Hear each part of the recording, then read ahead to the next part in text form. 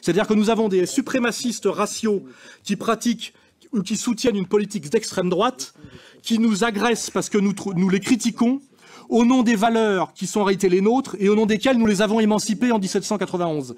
C'est-à-dire que nous sommes dans une inversion intégrale du sens et de la morale, vous voyez. Et là, on est arrivé au bout du bout comment dirais-je, de l'insupportable, c'est-à-dire de la contradiction totale. C'est insupportable moralement parce que c'est totalement contradictoire d'un point de vue conceptuel, vous voyez.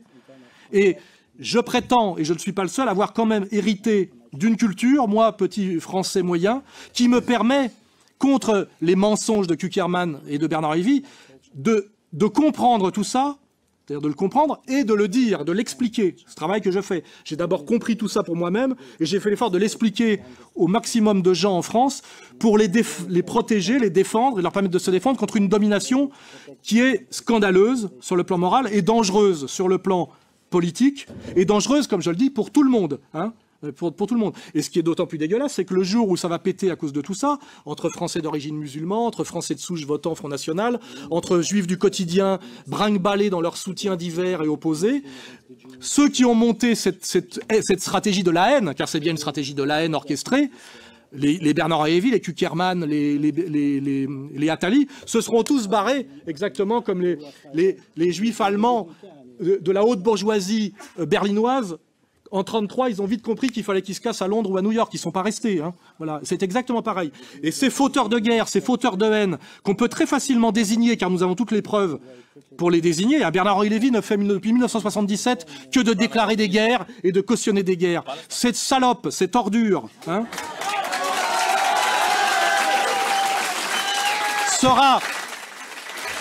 qui est un fauteur de guerre permanent, là-bas comme ici, fauteur de guerre civile en France, fauteur de guerre partout, il met les pieds, en Yougoslavie, en ex-Yougoslavie, en ex-Libye, parce que dès qu'il met les pieds quelque part, vous pouvez mettre ex devant le pays. Hein.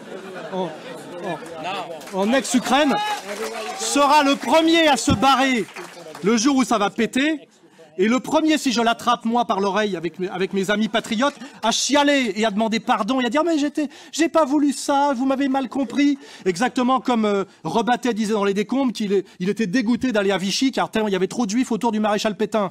N'oubliez pas ça, la réversibilité de ces ordures quand le pouvoir change. Vous verrez que si demain, le Front National arrive au pouvoir, vous les rêvez tous dire qu'ils étaient patriotes, qu'ils pensaient comme Éric Zemmour, qui a le courage, lui, de le penser quand c'est un peu dangereux, et qu'ils l'avaient compris, pressenti, dit, etc., et de balancer leurs propres corps légionnaires comme ils l'ont fait quand ils ont fourni notamment les listes qui ont aidé à faire la rafle du Veldiv.